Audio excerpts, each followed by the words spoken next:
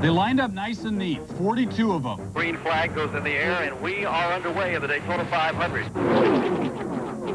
Then all hell broke loose. One car is loose off the back straightaway. That'll happen. So will this. Zach's now doing pirouettes to the grass. Slam hard into the inside wall. And this. Hard into the outside wall is Schrader. Hard into the outside wall is Grissom. And that. Brakes, no brakes, no brakes, no brakes.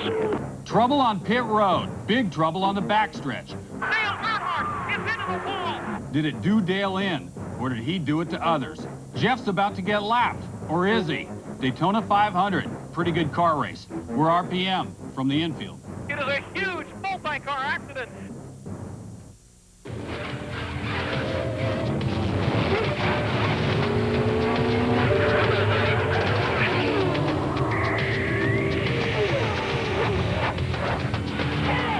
You'll be going 3-6-5. 3-6-5.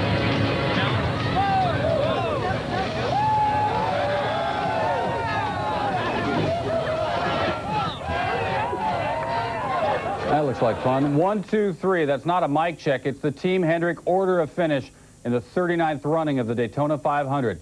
Makes a guy want to guzzle chocolate yoo-hoo. The winners opted for champagne, and the toast goes out to the owner, Rick Hendrick, who's battling cancer. Here's how Gordon, Labonte, and Craven made him proud, and a bunch of other stuff, too. They're in line to go racing. Dale Jarrett, slowest in practice, see if he could repeat. Dale Earnhardt, see if he could win one here. Jeff Gordon, see what he could do. He's got a blue earpiece. Trouble early. They're racing the 29 car, Robert Presley. Of course, I'm an excellent driver. Bumps to Terry Labonte. He's going all over the place. He'd be taken the medical center for x-rays. And away we continue to go. Slight damage to Labonte. He drops back to 30th. Lap 47. It's Jimmy Spencer. It's Jimmy Spencer greeting the wall. Bizarre trip down pit road. That's coming up presently. Spencer coming in. Accidentally runs over Jackman Wayne Jenkins. Listen to the sound. Get right side first, boys. No brakes, Bob. Jinx, right? Brakes, no brakes, no brakes, no brakes.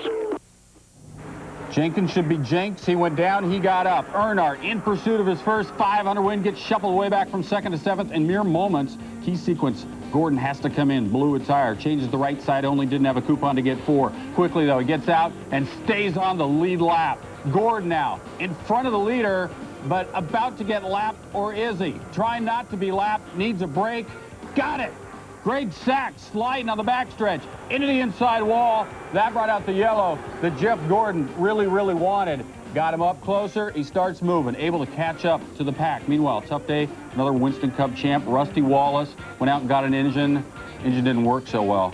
45 to go. Bill Elliott, he's popular, becomes the 8th race leader, goes after Ernie Irvan. Elliott's last win came in 1991. There you see the shot for the space shuttle. Elliott thought he'd lost the shot at a win, done in by a lengthy pit stop with 33 to go. Dale Earnhardt mounting a memorable charge to the front, flashing his headlights, laying on the horn. He wants Jarrett. They're banging. Earnhardt would eventually work his way up to 2nd. In that final pit with 34 to go, Elliott faltering. Jarrett and Earnhardt come out well together, and Larry McReynolds covers his face. 19 to go. Gordon flying up through the field, trailing the field, only Earnhardt by about a 2nd now, and 13 to go. We have big problems. The 3 car into the wall, then flips over. Dale Jarrett's involved. Ernie Irvan's involved. Earnhardt's 96. Earnhardt, rather, in a wreck right here. Jarrett's chance to repeat, all done with. Ernie Irvan's chance gone as well. You look at the replay again, you see neither Gordon nor Jarrett touched Earnhardt. He hit the wall first, then the banging started. The collision with Jarrett came after. Earnhardt left the car on his own power. See the view now from Jarrett's car. Earnhardt, the slam. Jarrett slides through the glass down the backstretch.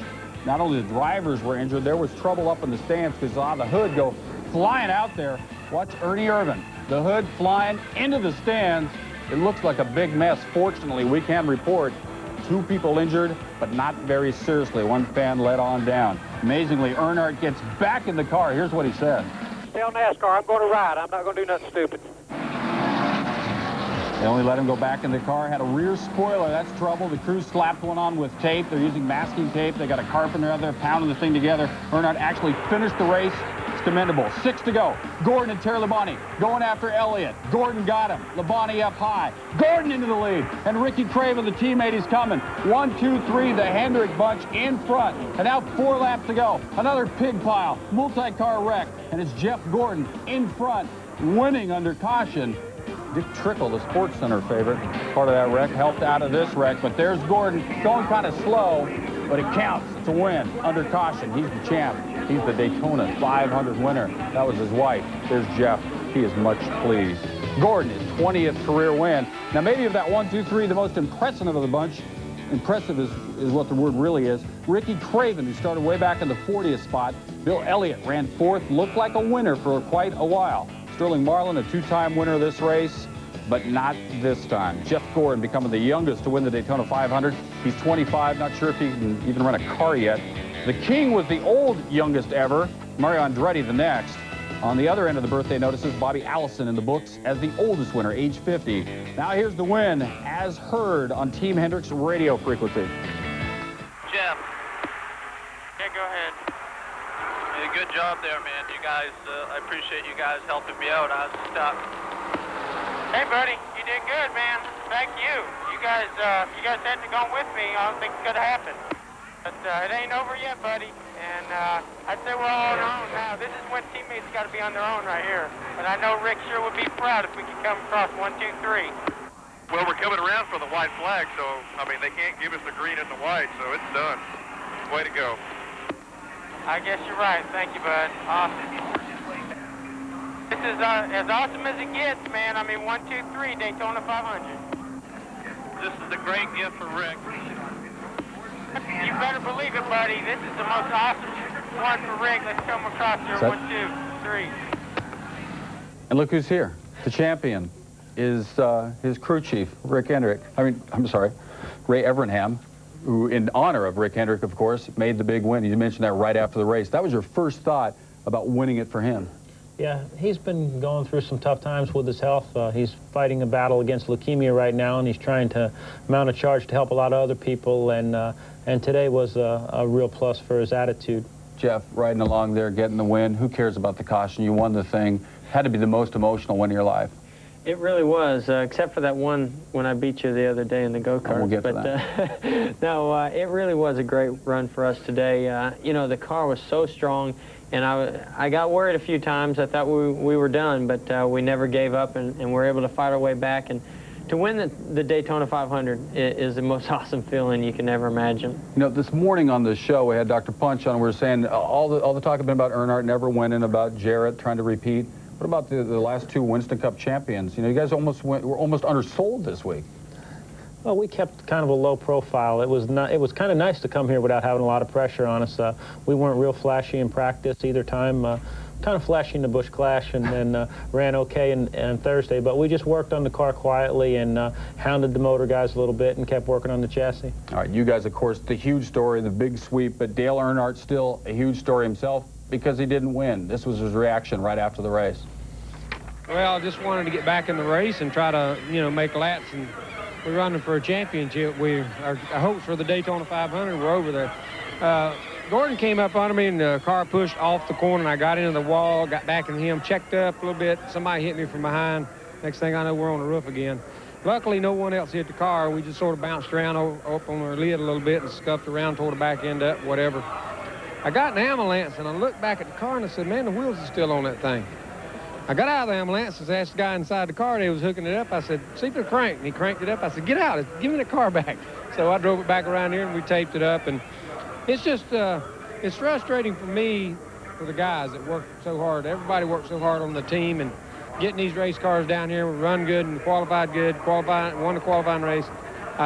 You know, I don't know that we could have won the Daytona 500, but we were sitting there ready for a shot. And I think Gordon was a little impatient at that point, but still, you know, he went on and won the race. He's running his race, but that's the way it goes. I mean, you know, I pushed off the corner and got in the wall a little, and, you know, I could have took him out too, but I was trying to stay off him and got back, and somebody turned me from the back, and then it was all over with. The king of the tailgaters calling you a little impatient. What do you think of that? What was your view about what happened in the crash?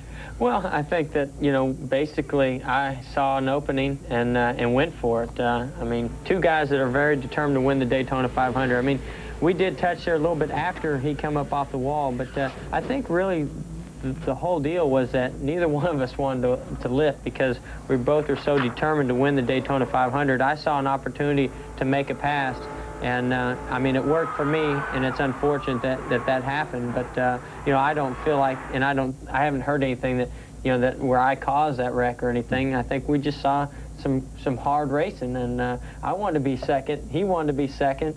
But, you know, if I hadn't made that move, I might just help Dale Earnhardt win the Daytona 500. At some point, you had to stand on the pedal, and you did. Now, what about Jeff early on in the race? Almost forgotten. He's up there chasing for the lead. Tire blows. How did it happen, and what'd you do about it? You went to the pits? I actually cut a tire, picked up a piece of debris, and on his part, he was pretty sharp because it wasn't a real fast leak. He went down into the corner, and the car got sideways, and he said, hey, I've cut a tire. And he fired down pit road, and that's right there probably stopped us from going a lap down. He picked it up so early. Now, when early in the week, the loyal viewers of ESPN2 and RPM did see us in a match race. I did beat you, so technically I beat the champ. There's me winning the first race. I just want to thank you for the second race to get my confidence back, because if I hadn't ran the second race, right there in the second. Yeah, if I hadn't have slammed you right there and got that second win, I don't think I could have won the Daytona 500 today. Well, we'll go ahead and split up the 377 grand. Whatever's fair, that's the main thing. You've never won this race. You come in, everyone says it's the big name race. It is, and it feels like what? It feels awesome. I mean, it really, truly is. I mean, I never imagined what it would be like to win the Daytona 500 and never really saw myself doing that. But I can tell you, after pulling into victory lane here today at Daytona, it is so awesome. I mean, there's so many things, so many meaningful things going on today with Rick's situation, doing it for him, but the pure excitement of winning such a big race. What do you guys do next? How do you celebrate this? You know, I'm sure this was an honor, especially when I get your name wrong off the top, but what do you do to celebrate this? Well, we're going to be able to present our car to Daytona USA tomorrow at 10 o'clock, and that's really an honor. It's going to be in there for a year, and then we get to go get ready for Rockingham. Now, we invited David Letterman, who, of course, is with Team Rahal, part owner, car part owner, whatever he is. I'm sure Rahal's taking him for all he got. But we said, you can come down with us. He said, I would, except then you think we're going to hang out together. You're going to go up there and tell him what a Winston Cup race is all about. He'd never seen one in person, he says. I've been trying to talk him into coming down to a race also. You worked on him. I don't know what we can do, but I do get to go up there and see him, and maybe I can finally talk some sense into him, come down and see a real race. Now, what about with Rick Hendrick? You wear the bumper sticker right inside the car so everybody can think about that, get more involved. And did you want to just go ahead and tell us more your thoughts as the team on that? Yeah, it's 1-800-MARROW-2, and really it's just a way for more people to learn how to be a donor, for a bone marrow donor. And this is something that Rick Hendrick has done, not only to try to help his situation, but he's really doing it for others out there, just more awareness. And I bet there were some calls today, and I certainly hope there were, because I know a lot of us are going to go out there and get tested, because Rick is so close to us and we all want to help him, but there's millions of people out there that need it also. Must have been your first thoughts, as I said earlier in the show, that right away, that was the whole thing, and you get a 1, 2, 3. I mean, it's something that was quite emotional for y'all. Well, you know, you always say the Lord works in strange ways, and we got a lot of help today. That's all I could say. And whatever your beliefs are, you know, we just got an awful lot of help today, and it's going to be for a good reason. And we know deep down inside that this story is going to come out with a happy ending. We really appreciate you two stopping by. Good luck with everything this season, trying to come back and win the title again as you did 2 years ago. Congratulations. Thank you, Ken. Thank you. We're coming right back with still more on RPM tonight. A little bit of mess with Dale Earnhardt. We'll talk about that soon.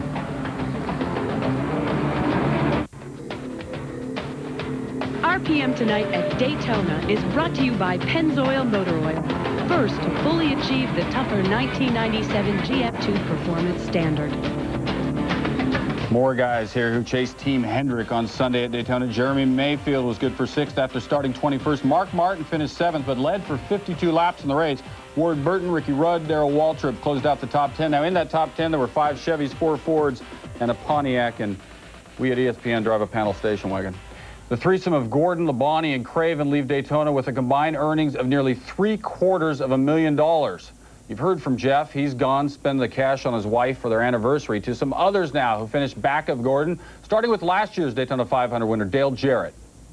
Just close racing, you know. Everybody racing hard, and when you race hard and tires get worn, I mean, you didn't see things happen many times whenever everybody had on good tires. It was after the handling started to go away, things started to happen then. We scrapped all day, fought our way back, and the car was good for half a run, and then it would go away, and we lost the draft a couple times, and they did really good at settling me down. They did things for me today that I had never had, and I needed, and it paid off. Nobody never dreamed we'd have as good a Daytona 500 as what we had today. And I mean, that's the most positive I've come through a year. Even, I guess it's more satisfying than winning in '87. I told everybody after the 125, I really felt like this would be one of the most competitive Daytona 500s we've ever had. Sure seems like it was. I mean, you know, it's most of the time it's the Daytona 500 ends up in 2 or 3 cars, and you know, right there where we broke away, there was 6 of us, and you know, any of us 6 could have won the race. It ripped my heart out today, you know. We had a great race car. I mean, absolutely flawless all day. Went back to the back, come to the front, and, you know, we were going to try and take the lead there. We were getting ready to make a pit stop, and I don't know what happened to the race car. It just hit the wall, you know. Something broke, cut a tire. Man, these races are just so much shorter than they used to be. I don't know what I didn't realize the race was almost over, and Jeff said there was like 10 or 12 to go. I started pushing it pretty hard, and man, if that last caution had to come out, I believe I could have won that thing.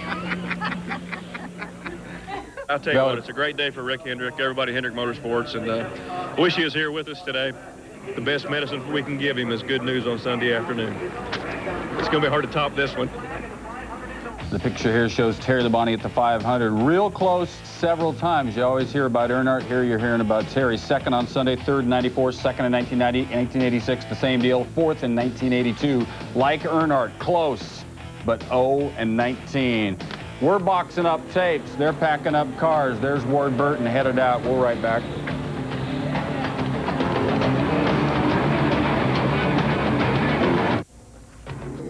They're all gone, headed to Rockingham. We're here, headed home real soon though, but not before we carry on with more in the aftermath of the Daytona 500.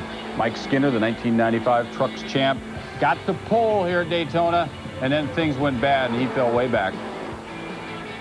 I thought we were doing a good job keeping it clean, and you know, it's a rookie deal, the whole deal. We'll get better on the pit stops. I'll get better on the racetrack. This team will be tough in a while. Jeff Burton finished 11th after a 23 spot on the grid. The pole sitter, Mike Skinner, ended up 12th.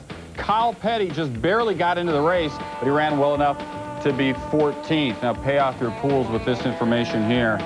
Robbie Gordon up there for 16th, running full-time now in Winston Cup. Dave Marcus in his 30th straight Daytona 500, he was 17th. Ernie Irvin was 20th, way back from his 5 spot. But, of course, there was that mess of the wreck. Bobby Labonte and Joe Gibbs running a Pontiac this season, ended up in 21 Lake Speed. The old spam guy is out of that thing now. He's in the 24th spot in this race. We have a question, as usual, and it is this. When was the last Daytona 500 to end under the caution flag? Puzzle your neighbors with that, as we tell you that Jeff Gordon's car is good. Not only good in the race, but official. NASCAR's cleared it. He's the man. The question, when was the last Daytona 500 to end under the caution flag? The answer, 1991. What happened here is Earnhardt and Davey Allison got in a bit of a mishap, and that thing ended. About a year from now, Dale Earnhardt stories will resume. He has not won the Daytona 500, and we will be back to report that. In fact, Bill Weber will probably be reporting that. Right now, he has one story about why that next story will be necessary. For Dale Earnhardt fans, Sunday's 500 was a very familiar story. The 3-car started fourth and quickly flew to the front and was strong throughout. That was all too familiar. But late in the day, things got a little racy. Gordon came up on me and the car pushed off the corner, and I got into the wall, got back in him, checked up a little bit. Somebody hit me from behind. Next thing I know, we're on the roof again. Luckily, no one else hit the car. We just sort of bounced around up on our lid a little bit and scuffed around toward the back end up, whatever. Ever since his sophomore season, Earnhardt had somehow managed to escape the vicious side of the sport. No nasty wrecks, no serious injuries. But now, in the last 2 restrictor plate races, his Monte Carlo has taken a tumble. Last year after Talladega, he didn't miss a race. Sunday, he barely missed a lap. I got an ambulance, and I looked back at the car, and I said, man, the wheels are still on that thing. I got out of the ambulance and asked the guy inside the car that was hooking it up. I said, see if it cranked. And he cranked it up. I said, get out. Give me the car back. That's just another confirmation of how proud I am to come over here and work on this race team, to see a guy that would look out the window of an ambulance and see that this race car still got 4 tires on it and jump back out of the ambulance and get in the car and drive around. I think that's just another check mark to what a great race car driver is. He's as tough as they come, and you know, I'm just glad he didn't get hurt, and I didn't want to send him back out there and get him hurt, but he was determined he was going to go back out there, and it's one of them deals that, man, thank the Lord he was okay and come out of it. You know, we can build a lot of race cars, but you take a lot to ever build a Dale Earnhardt. Dale Earnhardt's career has been highlighted by 7 Winston Cup championships and 70 wins. Sunday's race at Daytona will certainly be one of his most memorable. So would a win in the Daytona 500. But for that, he'll have to wait at least until next year. And we'll wait for your stories. Thanks, Bill. Much trouble at Daytona for Dale Earnhardt. Crashed this time, lost the lead late in last year's race. 93 bumped off the lead. 1990 had a cut tire. RPM Tonight is a TV show, Monday through Friday. In fact, Monday through Monday. It's 7 nights a week. The answer to that question, by the way, was Ernie Irvan. We really fooled you this time.